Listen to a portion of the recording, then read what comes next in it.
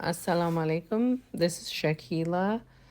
I'm a Tajik Khorasani Persian speaker from Khorasan, and I will be reading a book called A Nobleman from Khorasan. Before I read the book, I would like to elaborate a little bit and talk about, give a brief description about the book, what the book is about. So the book is about a nobleman from Khorasan, or a legend. He was also a legend. Um, his name was Habibullah Kalakani. He was born, I believe, either in 1891, between 1891 to 1870, in the village of Kalakan, north of Kabul. He was an ethnic Tajik. His father was a water carrier during the Second Anglo-Afghan War for Afghan soldiers in Kabul. Hence why Pashtuns and people who disliked him called him Bache Sakau, which means son of a water carrier, as an insult to his father's background. In his memoir, Kalakani stated that his home village was miserable and that he had conceived a deep hatred of its poverty stricken exterior. At the age of 14, he left for Kabul on horseback with his friends Noor and Jamal. And later, he joined King Amanullah Khan's army and fought in the Third Anglo Afghan War and the Khost Rebellion of 1924. During that later war, he served as an officer with an Afghan army model battalion and served with distinction during the suppression of the insurgents. Nevertheless, he deserted the unit at some unspecific time, and after working in Peshawar, he moved to Parachinar, where he was arrested and sentenced to 11 months of imprisonment by the British.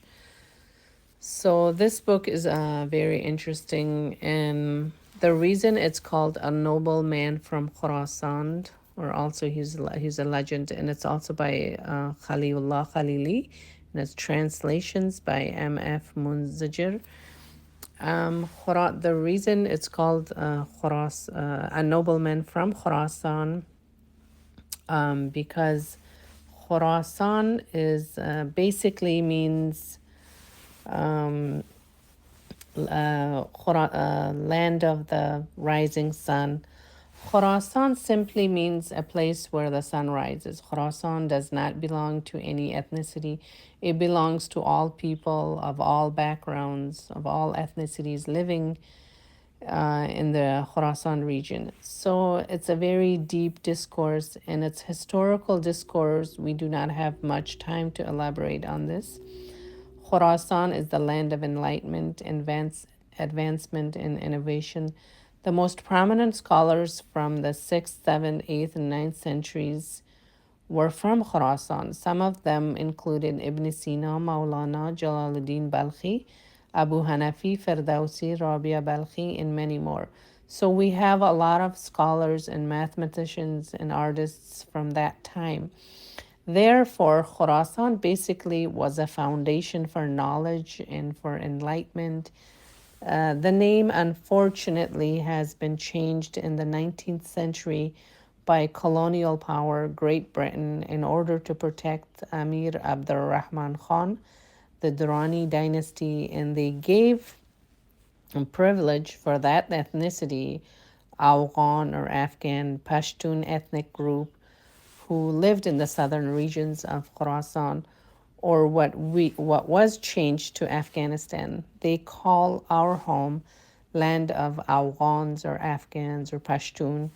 So they changed the name from Khorasan, which means sunrise, to Afghanistan, which means land of Afghan. Historically, when we say Afghan, that is the equation of Pashtun, or the other way around as well. We have 34 ethnicities inside Khorasan, and Afghan or Pashtun is one name representing one tribe and one ethnicity, which has been imposed on other ethnicities. So it's a colonial name. It's not basically an indigenous name. And that is why the conflict started in the 19th century.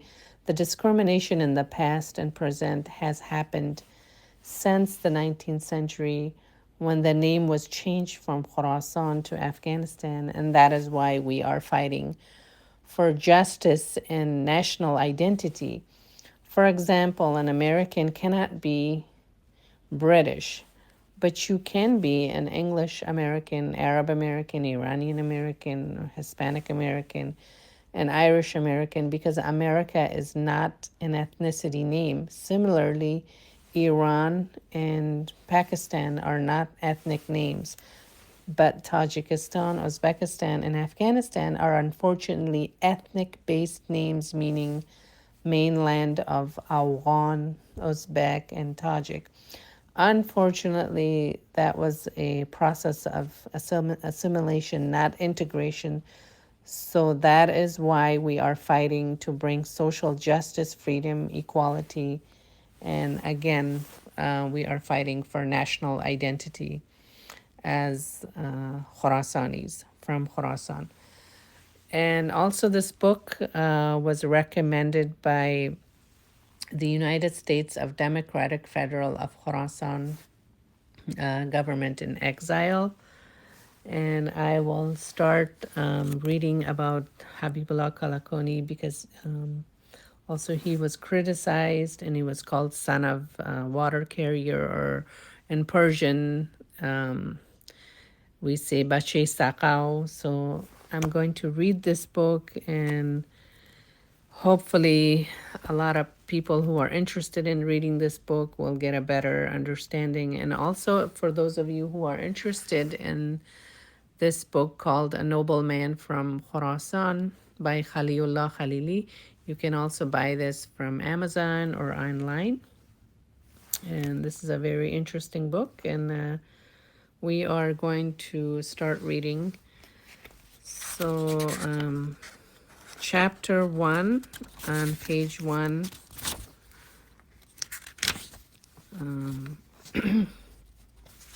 Let's see. Actually, I'm going to read the back of the book. It says, a Robin Hood of Khorasan, seasoned with love, passion, and nobility. The enemy had crossed oceans and mountains.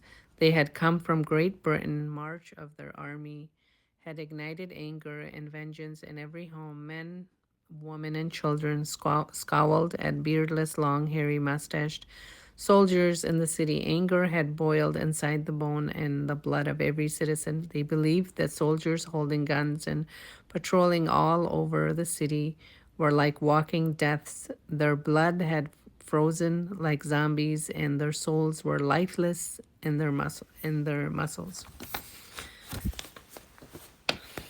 So page 1, chapter 1, it's called Kasaburj, the Palace of Princess. It was the 17th of Ramadan, the month Muslims fast for purity and nobility. The golden rays of the sun had climbed over the Chinari mountain. It was a season of harvesting, fruitful sallows and plane trees veiled under emerald leaves. Kandahari grapes had ripped, while other types of grapes were still green. Grief and mourning were felt everywhere in Kabul. Maybe the city expected a tragedy. Balahisar, a key for conquering Afghanistan, was seized by the malicious enemy. Only 2 gates into the Balahisar, snatched by long spearheads of vicious enemy, were opened for the commute. The first gate located at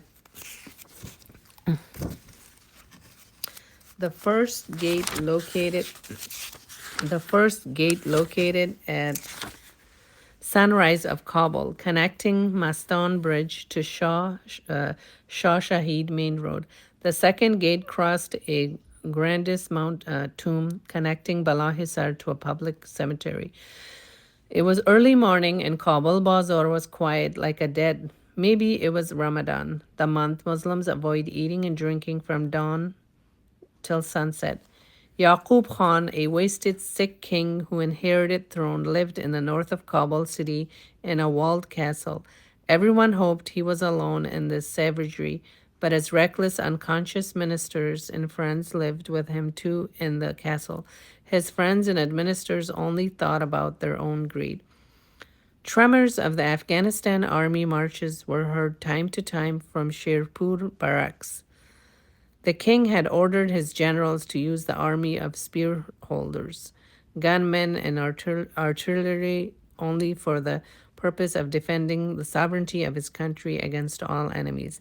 They must avoid going into the wars by all means. Men, women, and children scowled at beardless, long, hairy, mustached soldiers in the city. Anger had boiled inside the bone blood of every citizen. They believed the soldiers holding guns and patrolling all over the city were like walking deaths. Their blood had frozen like zombies, and their souls were lifeless in their muscles. The sound of the enemy horses hooved it in every lane of Kabul. Many people in the city fought and died, and many shed tears and broken hearts. Soldiers in Sherpur barracks muffled. Maybe they feared death. The king was sick, and his friends and advisers shamelessly circled his shaky throne like hyenas. They did not show bravery and devotion to their country and king. They were traitors. Their greed had overcome their patriotism. Because they were promised wealth by the enemy, they were snakes in the sleeve. The palace of the princess had tall walls and 4 steel towers. In every tower, a beautiful mansion was built for embellishment. Gigantic black gates of the castle were made from pure steel. Oversized, colorful nails on the gate had added to its solemnity in the city. Yards of the castle were decorated with sallow trees, flowers, and colorful paths. Spring was the best season in the castle. The fruit trees grabbed every soul that put a step inside the castle, and the muddy Kabul River crossed along the castle like a mad thunderstorm. Several days passed. The queen and female slaves of the king's courtyard had left Sherpur to visit the ill king in the castle. Male servants and gatekeepers guarded the palace against any unauthorized intrusion. The queen had asked Gulchehra to supervise the palace and oversees the female slaves.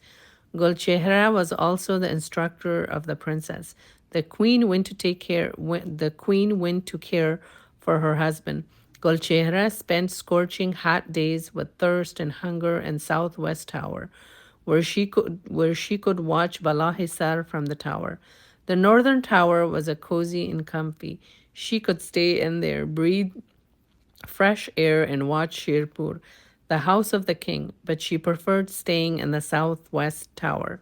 She wanted to watch Balahisar, the camp of the enemy. It was a tragic day for the nation. The country needed its king the most, but the illness had crippled the king. The enemy had crossed seas and mountains. They had come from Great Britain. Marches of their army had ignited anger and vengeance in every home. The gatekeepers and towers guard of the ill king were too weak to face an empire. The guards showed no hatred or anger against the enemy. Balahisar looked like a swollen heart from the colorful windows of the tower to Gulchehra. She felt pained like an amputated soldier who could no more defend the line against the enemy. Balahisar was the heart of Afghanistan, and walls along Lions Gate Mountains were like veins pulling the heart together. The main gate, located at the sunset of Balahisar, it connected snout of high mountains to the castle, and the Casa Burj was built in it. Women in the city called it yak lagu. Yak lagu is a bowl like a plate with metal beak and a long handle. Some people called it bijonju, the abbreviation for a British soldier who guarded this gate and was slaughtered by people during the uprising. It had many names, but everyone knew it by Casa Burj. The ancient wall attached to Lion's Gate Mountains was like a thirsty dragon plunging its head onto a plate. The wall had curves and twists. Another similarity of the walls to a dragon was the bones of innocent people used as stone and bricks during ancient eras. In the ancient era, which labor could not work anymore, they used them as bricks to build walls. Human skulls were still visible on the wall. On the south of Casa Burj, a cemetery was constructed for heroes. They called it the True Martyrs Cemetery. It was a sacred name. Many people today, many believe that today, the last day for the sun to shine on the glory of Balahisar, the wall of Mizrab Shah and tower of Qubt Haidar. Mizrab Shah and Qubt Haidar were heroes of Kabul, which the places were named after them. They had become legends for generations. The enemy aimed destroying everything. The lavish, luxurious palace of Mughals and Abdalis still kindled bright. A roaring stream touched the chest of Maston Bridge. Maybe the river wanted to overcome the bridge and conquer the city. The turquoise emerald palace of Humayun, the emperor of Mughal, on the south of Balahisar still shined brilliance during full moon nights. Gulchehra lived her life single and alone, but she had earned a place for herself in the palace. Her pride and character did not allow her to sacrifice her position for the company of a man. The city was under siege. Gulchehra spent the day in the tower, staring at Casa Burj and Balahisar. She was not in danger, but she was worried about people in the city. It was a sunny summer day, and scorching warmth of sun increased at every minute passed. Screams and shrieks were heard from the city. It was heroic voices of the brave men who crushed the dust and mist with their clamors. A soldier from Sherpur garrison left his camp and ran towards Balahisar. It was a terrifying event. Furious cavalries and infantry marched towards Balahisar to conquer camps of the enemy. What had happened to the lazy soldiers who slept until midday now suddenly marched like crazy gladiators?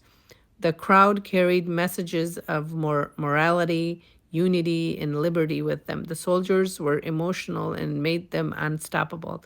It was an extraordinary moment that even stones, trees, and soil moved with the crowd. The enemy locked all gates to Balahisar and formed a line of soldiers with spears around the castle. Sky turned partially cloudy, but Gulchehra still could see the exhibition from the tower. Women and girls climbed up on roofs of their house and felt the scorching sun on their back as clouds moved away. Everyone aimed for one goal, the goal of defeating foreign enemies. Choices were limited, death or freedom. In a matter of minutes, gunmen joined and reinforced the spearsmen to counter the crowd. The enemy knew if the crowd reached Casa Burj, they would conquer Balahisar and annihilate them.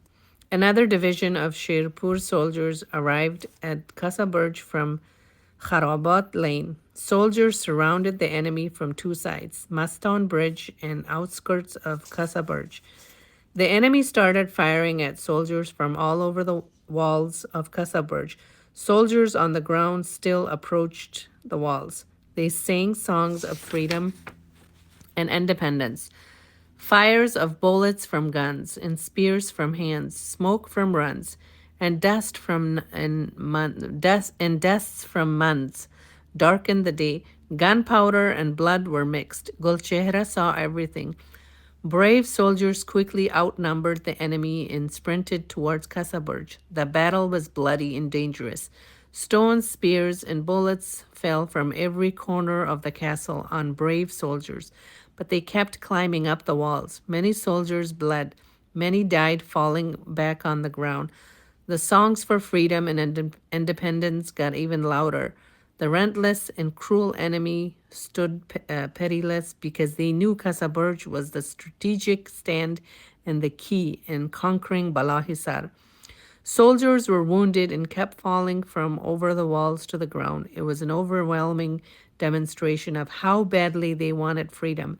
The enemy commander ordered his men to throw coins of silver and gold to distract the soldiers and create a diversion among them. The trick did not work. Nothing could stop them. Blood boiled in their veins, and they were prepared to accept the death. Bullets, spears, and stones were accompanied by gold and silver, but the battle was thriving. The victory was imminent, and nothing could change the fate.